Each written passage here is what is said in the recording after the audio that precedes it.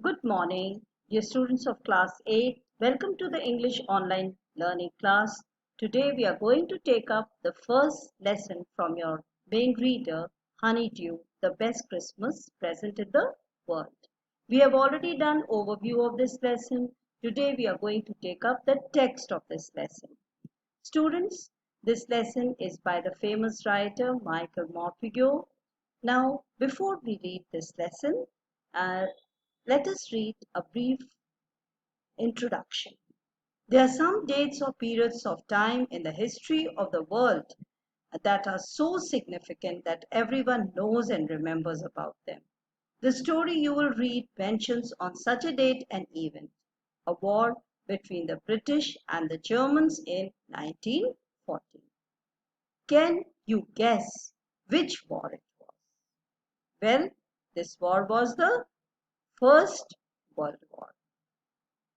We'll work on a quiz based on the dates of that are mentioned in the introduction uh, after we finish this lesson.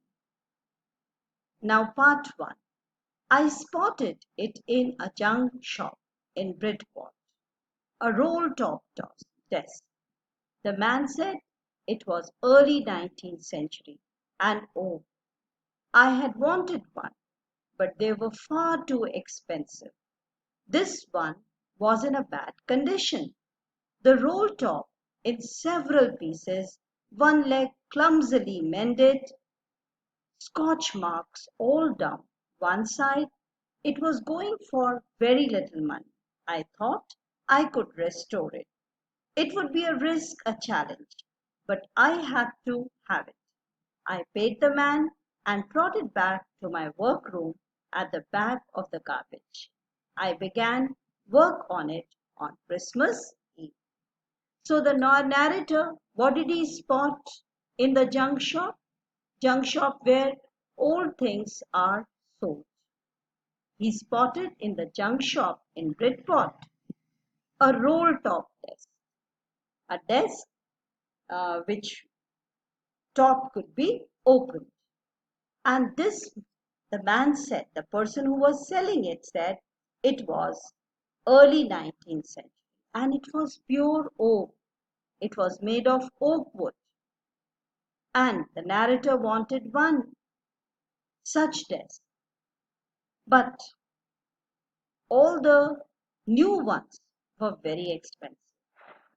This one he could afford to buy because it was old and though it was in a bad condition because the top of the desk was broken in several pieces and one leg of the desk was very badly, roughly mended, repaired, and there were scorch marks, burn marks, all down on one side. And because of its condition, it was being offered for very little money. It was cheap, and so the narrator could buy it. I thought I could restore it. The narrator thought that he can buy this desk because it was cheap and then he can further repair it. It would be a risk, a challenge, but I had to have it. It would be difficult to repair, but then the narrator decided it is better to buy because it was cheap and it was of pure oak wood and he could afford it. And he thought he can repair it also. I paid the man and brought it back to my workroom at the back of the garage. So he paid the man who was selling it in the junk shop and he brought this roll top desk to his workroom, to his uh, room where he did the repairing work and it was at the back of the garage. And the narrator started working on it on Christmas Eve. A day before Christmas, the night before Christmas is Christmas Eve. I removed the roll top completely and pulled out the drawers. In order to repair it, he had to remove the topmost portion and then he took out the drawers inside the desk. The veneer had lifted almost every year, everywhere. What is veneer? It is thin layer of plastic or decorative wood on furniture of cheap wood. So this had almost gone. It looked like water damage to me. Because of water damage, this veneer, the thin layer of plastic or decorative wood, had come out, was damaged. Both fire and water had clearly taken their toll on the desk. The desk was very old, neglected, and probably it was left in the open, and maybe there was a fire also. So because of this, the desk was badly damaged. The last drawer was stuck fast. The last drawer, he tried to open it, but he was not able. You can see in the picture also, he is using all force to open it. I tried all I could to ease it out gently. In the end, I used brute force. Brute force means very strong, rough force. I struck it sharply with the side of my fist. He started beating it with the side of his fist in order to take out the drawer. And the drawer flew open to reveal a shallow space underneath a secret drawer. So there was a small, very deep space which was underneath the secret drawer. There was something in there. There was something in the drawer. I reached in and looked out a small black tin box. So what did he find? He found a small black tin box. Cello taped to the top of it was a piece of lined note paper. And with sellotape, there was a piece of lined note paper. And on it was written in shaky handwriting, Jim's last letter.